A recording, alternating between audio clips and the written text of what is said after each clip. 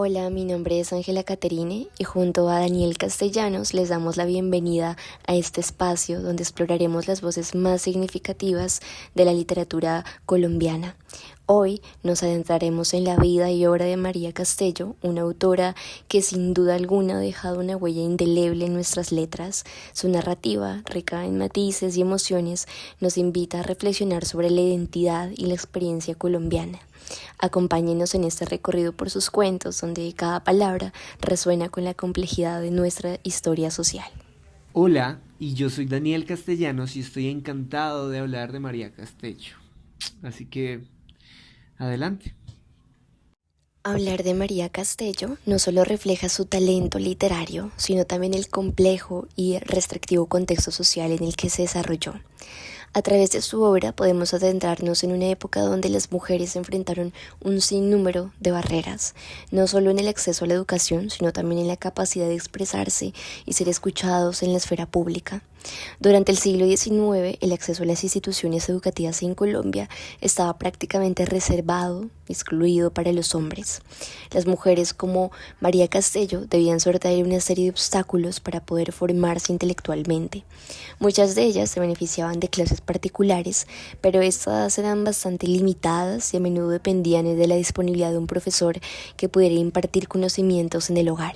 En este contexto, las bibliotecas familiares, aunque restrictivas en cuanto a su selección, se convertían en un refugio y una puerta de entrada a un mundo de ideas y de conocimientos.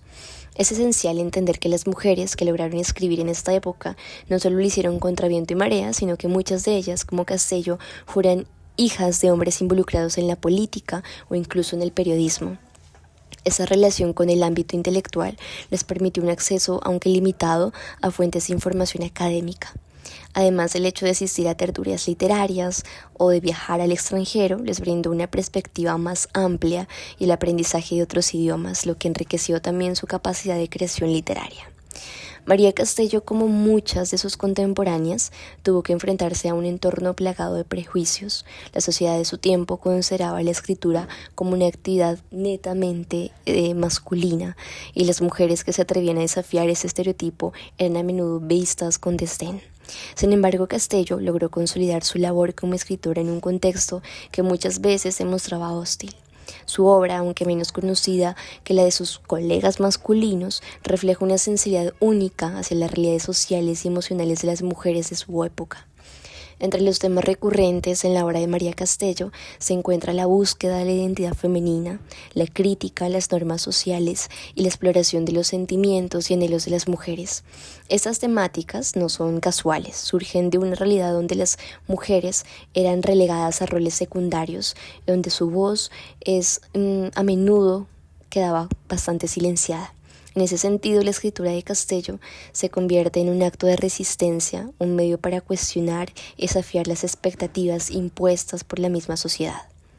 A lo largo del siglo XIX ocurrieron eventos significativos en Colombia que influyeron en la obra de María Castello. La inestabilidad política, las guerras civiles y la lucha por la independencia formaron un telón de fondo que también afectó a la vida de muchas mujeres. En este contexto, las escritoras encontraron en la literatura un espacio de expresión donde podían abordar no solo su realidad personal, sino también la situación de un país en constante transformación. Es crucial señalar que a pesar de las limitaciones educativas y sociales, el esfuerzo de mujeres como María Castello ha sido fundamental para abrir camino a futuras generaciones de escritoras, y su legado se manifiesta en la creciente presencia de voces femeninas en la literatura colombiana, quienes, también inspiradas por su valentía y determinación, continúan explorando los desafíos que enfrentan las mujeres en una sociedad en constante evolución. Y es abismante la evidencia dentro de la literatura de María, dentro de este cuento, la ciencia ficción que se encuentra. A pesar de ser en el siglo XIX y sin poder imaginarnos lo complejo que fue para una mujer en esa época publicarse y escribirse. Es bastante sorprendente. También se puede generar una especie de dualidad y de reconocimiento en la hegemónica cultura popular de este siglo, que también va muy hacia la ciencia ficción. Y es bonito y es enriquecedor encontrar dentro de una mujer como María Castello algo tan humano como es imaginarse posibilidades de fuera de lo ordinario, fuera de lo normal. Por esta razón es tan importante darle reconocimiento a obras femeninas y obras tan poderosas como la de María Castello, porque en su época en todo lo que conlleva ser una escritora mujer en el siglo XIX, crear este tipo de narraciones totalmente nuevas hubiera podido generar también nuevo tipo de pensamientos y nuevo tipo de cultura que pues hasta el momento tal vez se han visto retrasadas, al menos estos pensamientos, por la invisibilización de las autores femeninas. Cuando pensamos en la escritura de María Castello, también estamos pensando en su prosa poética y cuidada. Cada palabra parece elegida con esmero, lo que aporta una musicalidad y un ritmo especial a sus narraciones. Esta atención al detalle no solo embellece el texto, sino que también intensifica la experiencia emocional del lector. En sus cuentos se puede apreciar un uso efectivo de la metáfora y el simbolismo, donde los elementos del entorno adquieren un significado más profundo. Por ejemplo, un objeto cotidiano puede transformarse en un símbolo de la memoria de la pérdida, enriqueciendo así la narrativa y ofreciendo múltiples capas de interpretación. En el cuento El hombre que escuchaba pensar, Castello utiliza una premisa intrigante, un hombre que tiene la habilidad de escuchar los pensamientos de los demás, en este caso de uno de sus más grandes amigos. Esta idea, que en un principio puede parecer algo fantástica, se convierte en un vehículo para una exploración más profunda de la intimidad y también de la vulnerabilidad humana. La vida del protagonista se convierte en un espejo que refleja no solo las luchas de los demás, sino también sus propias inseguridades y miedos. A través de esta dinámica y esta atmósfera que se crea en el tratamiento del cuento, Castello aborda preguntas fundamentales sobre la naturaleza de la verdad y la autenticidad en las relaciones. El desarrollo de los personajes es uno de los puntos más fuertes. El personaje principal, al escuchar los pensamientos ajenos, se enfrenta a un tipo de revelación constante sobre la naturaleza humana. A medida que escucha, se encuentra con deseos ocultos, miedos y anhelos que los demás no expresan abiertamente. Este conflicto interno es crucial, ya que el protagonista debe decidir si esta información le brinda poder o si por el contrario lo convierte en un espectador impotente de la complejidad emocional de los demás. Este dilema resuena con el lector, planteando preguntas sobre el valor del conocimiento y también la posibilidad de conexión genuina. El ambiente en El hombre que escuchaba pensar también creo que merece atención. Castello logra crear una atmósfera melancólica que se siente algo palpable a lo largo del relato, y ese tono es bastante como reflexivo y que tiene bastante fluidez, incluso en ocasiones pues puede parecer nostálgico, lo que añade una capa de anhelo también a la narrativa. Este ambiente contribuye a que el lector sienta la soledad del protagonista, quien a pesar de su habilidad se encuentra aislado en su comprensión hacia los demás.